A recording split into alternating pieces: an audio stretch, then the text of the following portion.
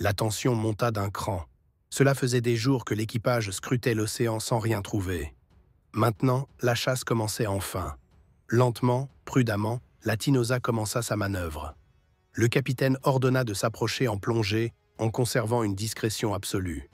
Le cœur de chaque marin battait plus vite. C'était l'occasion rêvée pour tester, une fois encore, l'arme que la marine américaine présentait comme la plus redoutable de son arsenal, la torpille Mark XIV.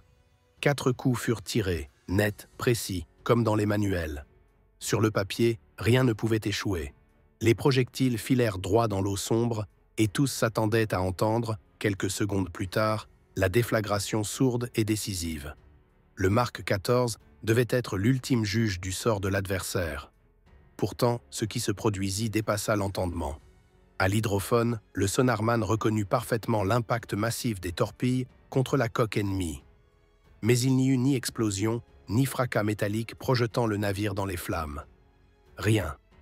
Simplement un bruit sourd, sec, suivi d'un silence ironique. L'équipage, incrédule, échangea des regards mêlés d'incompréhension et d'angoisse. Leur arme miraculeuse avait encore failli. La marine américaine n'avait pas toujours été prisonnière de ses déconvenues. Déjà durant la Première Guerre mondiale, elle possédait un engin fiable, le Mark X. Ce dernier, robuste et relativement efficace, avait donné satisfaction. Mais le temps passait, et la décennie des années 1930 vit surgir des navires de guerre plus rapides, mieux blindés, dotés de structures que l'on imaginait invulnérables. Dans ce nouveau contexte, la vieille torpille Mark X semblait soudain désuète, dépassée, incapable de rivaliser. C'est ainsi que naquit le projet Mark XIV dès 1931. Dans les bureaux du Bureau of Ordnance et les ateliers de la station de torpille de Newport, les ingénieurs rêvaient d'un pas en avant décisif. Créer une arme qui ne se contenterait pas de heurter une coque. Elle devait passer en dessous pour frapper l'ennemi là où aucune protection n'existait, le ventre du navire. L'idée trouvait sa source dans les mines magnétiques développées en Allemagne dans les années 1920. De cette inspiration devait sortir une révolution. L'explosion sous-marine déclenchée par variation de champs magnétiques. Ce système, baptisé Mark VI explodé, avait quelque chose de visionnaire. En théorie, la torpille, équipée d'une tête explosive modeste mais suffisante, détectait le champ magnétique d'une coque en acier et se déclenchait aussitôt au passage. Plus besoin d'un contact direct, plus besoin de heurter le flanc blindé. Une seule détonation sous la quille suffisait pour briser la colonne vertébrale d'un bâtiment ennemi. Une promesse aussi fascinante qu'intimidante. À l'époque, l'invention fut entourée du plus grand secret. La documentation technique resta enfermée dans des coffres, inaccessibles aux équipages pourtant chargés de la manier. C'était une arme conçue dans les laboratoires, pensée comme une évidence scientifique, mais jamais testée assez longtemps en conditions réelles. Par excès de confiance, ou peut-être par crainte de perdre des stocks précieux, la Navy refusa toute campagne d'essai à grande échelle. Une décision qui pèserait lourd dans les années suivantes. Revenons à cette nuit du 24 juillet 1943. Sous la mer lourde et pesante des tropiques, le Tonan Maru Ne-03 continua sa route, à peine griffé par les impacts. Le capitaine Daspit, fou de rage et de frustration, se lança alors dans une poursuite acharnée. Hurrah d'abord, colère ensuite, son instinct de chasseur l'empêchait de renoncer. Toute la nuit, la Tinosa harcela son proie. Enfin, à l'aube, les conditions permirent de reprendre l'attaque. Avant chaque tir, les torpilleurs inspectèrent minutieusement les engins. Pas question de répéter la scène cauchemardesque de la veille. Les mécanismes furent tuilés, calibrés, vérifiés dans les moindres détails. Puis 2 torpilles furent lancées. Cette fois, une explosion résonna enfin, un grondement sourd montant à travers la coque, libérant un cri de joie chez les marins américains. Le pétrolier ralentit, frappé dans sa salle des machines. On croyait déjà à la victoire. Mais le capitaine Daspit, esprit méthodique, refusa de se contenter de ce premier succès partiel. Il approcha encore, prudemment, jusqu'à atteindre une distance idéale de 1000 yards. Il visa avec rigueur l'angle parfait de 90 degrés selon son entraînement et ordonna le tir. Les torpilles filèrent. Silencieusement, toutes vinrent se loger contre la coque ennemie, et toutes demeurèrent muettes. 1, 2, 3, 4. Pas une seule n'explosa. L'incompréhension céda la place à une sorte de désespoir muet. Chaque raté offrait aux Japonais un répit. Chaque raté donnait la possibilité d'appeler à l'aide. Quand, à bout d'options et de munitions, la Tinoza dut finalement se retirer, on apprit vite qu'un destroyer nippon accourait déjà en renfort. Pour Daspit et ses hommes, ce fut l'amertume absolue. Ils tenaient entre leurs mains une proie colossale, et l'impéritie de leurs propres armes les obligeait à fuir. Le capitaine nota plus tard dans son journal de bord « J'ai peine à croire ce que mes yeux ont vu. 13 torpilles sur 15 avaient échoué, et toutes tirées dans des conditions qu'aucun manuel n'aurait pu qualifier de médiocres. Une débâcle technologique maquillée jusqu'ici par des discours officiels. À Pearl Harbor, de retour les mains vides, Daspit présenta son rapport au contre-amiral Charles Lockwood, commandant de la flotte sous-marine du Pacifique. Ce dernier, vétéran lucide, comprit immédiatement la gravité de ce témoignage. Il s'attendait, disait-il plus tard, à un torrent de jurons, de malédictions contre le Bureau of Ordnance, contre Newport, contre toute la hiérarchie. Il trouva, à la place, un homme tellement outré qu'il en restait presque muet. « Les tankers de 19 000 tonnes, écrivait Lockwood, ne se trouvent pas au coin d'une rue. Et Dan en avait laissé filer un, à cause de nos propres torpilles. Ce n'était pourtant pas la première plainte. Depuis le début de la guerre, d'innombrables capitaines de sous-marins avaient rapporté les mêmes défaillances. Dès janvier 1942, le navire Seawolf avait lancé 8 Mark 14 contre un cargo japonais aux Philippines. Une seule avait atteint sa cible et sans exploser. Des dizaines de cas similaires s'étaient accumulés, mais chaque fois, l'état-major trouvait une excuse commode. En réalité, la situation tournait à l'absurde. En 6 mois, près d'une centaine de torpilles avaient été tirées. Seuls 3 avaient coulé un navire. Autrement dit, les sous-marins, armes stratégiques censées harceler les lignes japonaises, s'épuisaient en patrouilles stériles, ballottant entre songes d'efficacité et cauchemars d'impuissance. Pourtant, à Washington, les responsables du Bureau of Ordnance restaient inflexibles. Selon eux, les échecs n'étaient pas imputables à la torpille, mais bien aux équipages, accusés d'incompétence, de maladresse, de panique. La condescendance bureaucratique avait trouvé son coupable idéal, l'homme de terrain. Quant au précieux Mark 14, il demeurait intouchable, intouché même par la critique. Ce fut l'un des drames les plus criants de cette guerre. La croyance aveugle en une technologie réputée parfaite, jamais assez testée, entretenue par une administration qui refusait l'évidence. Des vies y laissèrent, et l'océan emporte encore la mémoire. Derrière l'échec retentissant de la torpille, Mark 14, se cachait une autre réalité, moins visible pour les équipages en mer. L'univers opaque de la production industrielle et de la bureaucratie navale des années 1930. La torpille en question avait été conçue au Bureau of Ordnance, puis assemblée principalement à la station de Newport, dans le Rhode Island. Mais à mesure que s'annonçait la guerre et que grandissait l'appétit de l'armée pour plus d'armes, les lignes de production révélèrent leurs limites. Là où la Navy exigeait 50 torpilles par jour, on en sortait à peine 20, même dans les meilleurs moments. Résultat, un retard chronique, un carnet de commandes gonflé à des milliers d'unités en attente. Chaque torpille terminée devenait dès lors un objet précieux, presque sacré. On hésitait à en gaspiller une seule dans un test grandeur nature. Et paradoxalement, cette économie de bout de chandelle coûta plus cher en vies humaines que tout le reste. Le prix unitaire dépassait celui de 5 automobiles neuves, près de 10 000 $ pièce. L'état-major se refusait, avec une logique financière glaciale, à tirer ses bijoux d'acier sur des cibles factices.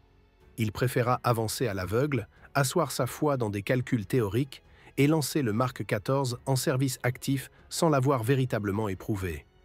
Un seul test du fameux détonateur Mark 6 fut mené avant-guerre. Résultat, catastrophique et révélateur. Sur 2 torpilles tirées contre un vieux sous-marin désarmé, l'une passa sous la cible sans exploser. La seconde finit bien par détonner et couler l'épave. Mais étrangement, ce bilan en demi-teinte fut maquillé comme un succès. La machine administrative préféra publier des rapports rassurants plutôt que d'admettre les failles. Le cœur du problème tenait au principe même de la détonation par champ magnétique. Sur le papier, l'idée brillait, exploiter la signature magnétique propre à chaque navire afin que la torpille explose juste en dessous. Mais la réalité refusa d'entrer dans ce moule, car la Terre elle-même, avec son champ magnétique naturel, venait brouiller les cartes. La Navy avait mené ses essais dans des eaux tempérées, sous certaines latitudes bien précises. Les calculs semblaient correspondre, les déclenchements paraissaient probants. Sauf qu'au moment d'envoyer les sous-marins combattre dans le Pacifique, on changeait de latitude. Or, le champ magnétique terrestre varie selon les régions. Ce qui fonctionnait au large de la Nouvelle-Angleterre devenait incohérent près des Philippines ou au sud de Bornéo. Ainsi, la torpille hypersensible pouvait détonner sensible à des centaines de mètres, ou pire encore, rester totalement muette face à une coque ennemie. Les marins, persuadés d'avoir tiré au mieux, se retrouvaient spectateurs impuissants. Dans les coursives régnait le même refrain amer. Nos torpilles, au mieux, tracent une belle ligne dans l'eau, au pire, elles nous trahissent. Cette ironie tragique devenait d'autant plus cruelle que sur le papier, le Mark XIV représentait la pierre angulaire de la guerre sous-marine.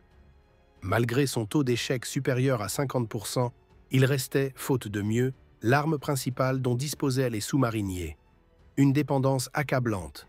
Lorsque les premières plaintes, claires, documentées, remontèrent, on aurait pu imaginer une réaction digne, soucieuse de vérité. Ce fut tout l'inverse. Le Bureau of Ordnance s'arc-bouta dans un déni obstiné. Les chiffres contraires étaient balayés d'un revers de main. La parole des lieutenants et des commandants expérimentés était jugée suspecte. Plus grave encore, l'accusation retourna contre les marins eux-mêmes. On les taxait d'incompétence, d'imprécision dans leurs calculs de tir, voire de manque de courage. On prétendait que la panique en situation réelle les empêchait d'utiliser correctement la torpille. Ce discours, profondément injuste, rongea le moral des équipages. Tandis que les hommes risquaient leur vie dans l'océan, d'autres, confortablement installés dans leurs bureaux, mettaient en doute leur professionnalisme. À cette humiliation psychologique s'ajouta une complication technique. L'obsession de toujours plus de puissance. Sous la pression de la guerre, la torpille fut garnie d'une charge de presque 680 livres d'explosifs. Assez, assurait-on, pour fendre n'importe quel blindage. Mais ce poids additionnel provoqua un effet pervers. Trop lourde, la torpille plongeait plus profondément qu'escompté. Elle passait sous les navires, sans jamais les frapper. L'arme censée révolutionner la guerre sous-marine devenait à la fois dangereuse pour son utilisateur et inopérante pour l'ennemi. Jusqu'à l'automne 1943, les sous-mariniers opérèrent avec ces torpilles défaillantes, sacrifiant parfois leurs chances de victoire, parfois leur vie. Sur les 53 sous-marins américains perdus pendant le conflit, 20 furent coulés avant la correction complète du Mark XIV. Personne ne saura jamais combien d'entre eux furent réellement victimes d'ennemis, et combien furent trahis par la technologie de leur propre camp. Chaque patrouille avortée coûtait des semaines d'efforts, des ressources, et surtout usait un peu plus ces équipages jeunes mais vieillis avant l'âge par le poids de l'incertitude. Beaucoup notèrent dans leurs carnets la même rancœur. On nous demande de vaincre l'Empire du Soleil, levant avec des armes qui n'explosent qu'à moitié. La colère, contenue puis rugissante, finit par ébranler les fondements du Bureau of Ordnance. Les plaintes répétées, appuyées par des figures respectées comme l'amiral Lockwood, devinrent trop nombreuses pour être ignorées. Mais la réparation des erreurs prit du temps, et jusque-là, la mer continua d'avaler ses victimes. Pourtant, un paradoxe subsistait. Si la saga du Mark XIV constitue aujourd'hui un exemple criant d'aveuglement bureaucratique et d'entêtement administratif, elle offrit, par ricochet, des enseignements précieux pour l'avenir. En corrigeant, pas à pas, ses défauts, la Navy forgea une nouvelle génération d'armes, bien plus fiables. L'histoire retiendra que les grands problèmes du détonateur disparurent enfin lorsque les commandants eurent l'autorisation d'intervenir eux-mêmes, de modifier, bricoler, tester en mer. Autrement dit, lorsqu'on rendit la main aux marins, ceux qui connaissèrent le terrain. Ironie suprême, ce sont eux, les accusés d'hier, qui sauvèrent la crédibilité de la torpille. Ainsi, derrière cette tragédie technologique se dessine aussi un rappel intemporel. Aucune machine, si avancée soit-elle, ne remplace l'expérience humaine ni le sens pratique de ceux qui affrontent le danger au quotidien. Pour les sous-mariniers, cette situation avait quelque chose de profondément insupportable. Ils sortaient en mer avec des torpilles baptisées « miracles de la technologie américaine », mais qui trahissaient la moitié du temps leurs promesses. Jour après jour, patrouille après patrouille, ils faisaient face à la double tâche d'affronter l'océan Pacifique et de se méfier de leurs propres armes. Les conversations à bord revenaient toujours au même sujet. Que pouvons-nous faire de plus? Nous verrouillons nos tirs, nous respectons le manuel, nous faisons tout comme enseigné. et il ne se passe rien. Ce découragement devint parfois une blessure invisible, plus lancinante encore que la fatigue. Car à la différence d'un combat perdu par malchance ou par force supérieure, ces échecs portèrent la marque de leur propre camp. Plusieurs capitaines notèrent ce paradoxe dans leurs journaux. L'un écrivit « Nous possédons la meilleure flotte de sous-marins jamais construits, mais nous combattons armés de flèches émoussées. » Un autre ajouta « Le danger ne vient pas seulement des Japonais, il est logé dans la torpille que nous lançons. » Daspit et son équipage de la Tinosa avaient fourni par leur mésaventure la démonstration parfaite de l'incapacité du Mark XIV. Non pas une rumeur, non pas un cas isolé, mais une suite claire de 13 torpilles muettes sur 15, lancées dans des conditions idéales. Ce fut le rapport qui força enfin le haut commandement à regarder en face ses propres erreurs. L'amiral Charles Lockwood, surnommé Uncle Charlie par les sous-mariniers, prit leur défense avec conviction. Pragmatique, il comprenait que derrière chaque torpille ratée, ce n'était pas seulement une cible échappée, mais aussi la vie de ces hommes qui était mise en jeu. Lorsqu'il exigea qu'on examine un exemplaire récupéré intact, on constata que le mécanisme fonctionnait, mais souffrait d'une conception si capricieuse qu'elle en devenait aléatoire. Ce constat fut la brèche décisive dans le mur du déni. Lockwood ordonna ce que ses prédécesseurs avaient refusé, des essais réels en situation de guerre. On tira enfin des torpilles contre des rochers, contre des épaves, même contre des falaises de l'île d'Hawaï. Les ratés spectaculaires, observés par des témoins directs, ne laissaient plus aucune échappatoire. La solution vint de deux directions. D'abord, les ingénieurs finirent par reconnaître la sursensibilité du détonateur magnétique. Les équipages reçurent l'ordre de désactiver cette fonction et de ne se fier qu'aux détonateurs de contact. Ensuite, les marins eux-mêmes, ingénieux et obstinés, prirent l'habitude de démonter les torpilles, de tester les mécanismes avant tir, d'ajuster les réglages de profondeur. Cette autonomie, longtemps refusée, se révéla salvatrice.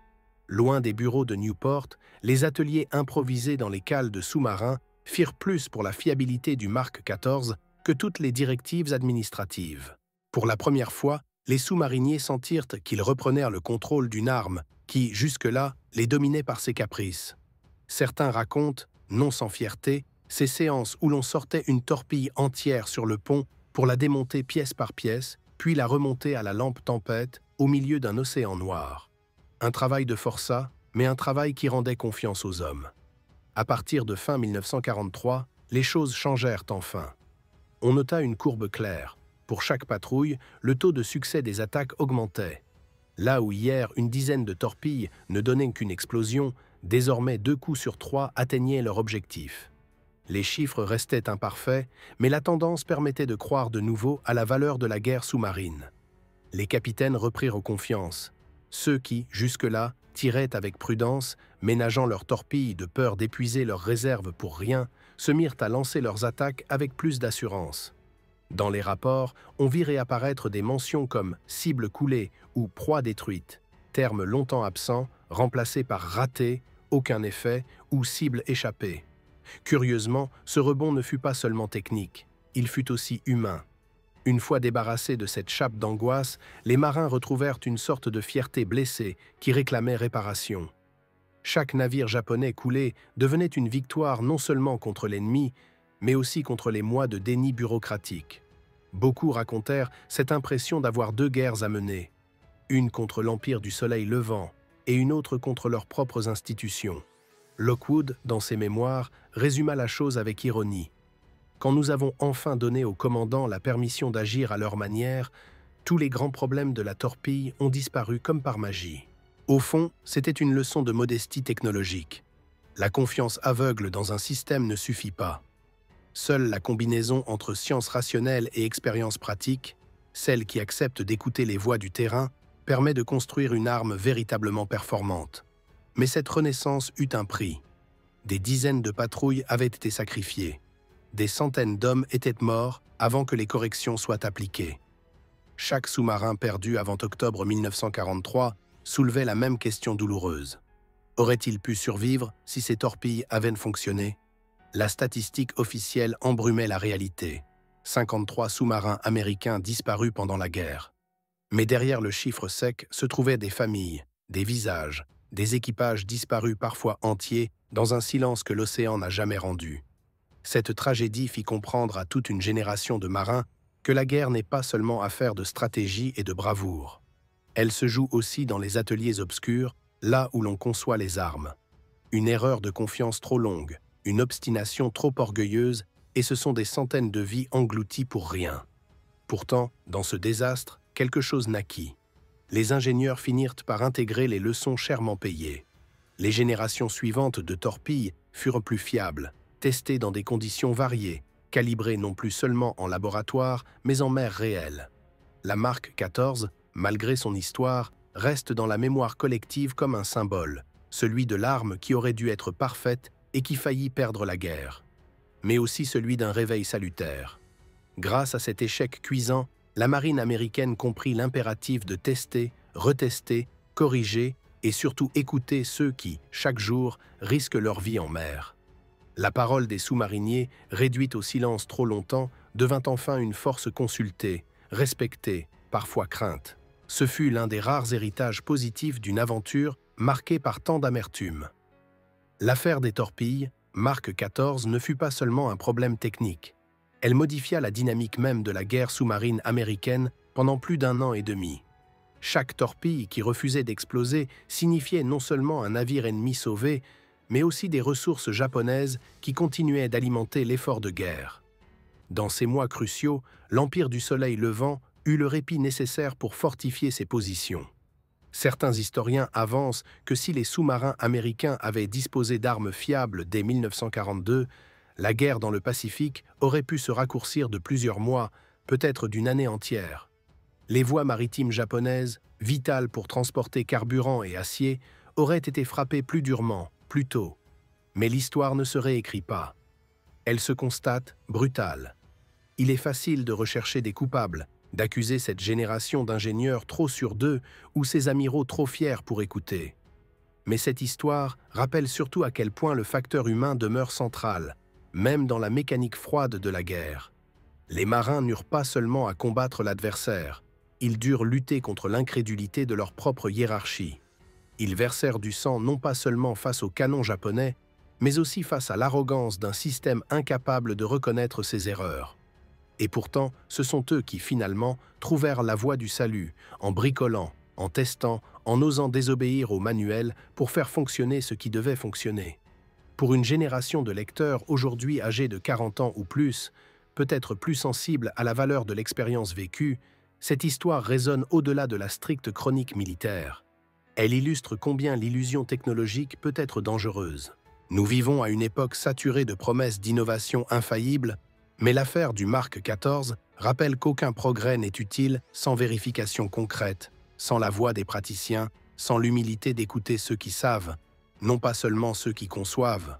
C'est peut-être là l'héritage ultime de cette saga, une obligation morale. Tester plus, écouter davantage, reconnaître plus vite les erreurs.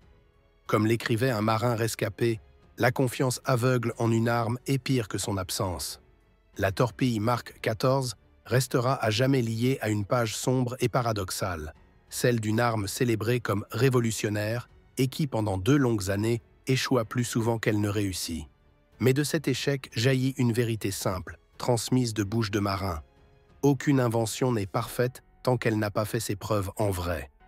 Ceux qui naviguaient sur les sous-marins américains de 1942 et 1943 ne l'ont jamais oublié. Et pour nous, aujourd'hui, leur histoire reste un rappel. L'orgueil des techniciens et le silence des bureaucrates peuvent tuer autant que les tirs ennemis.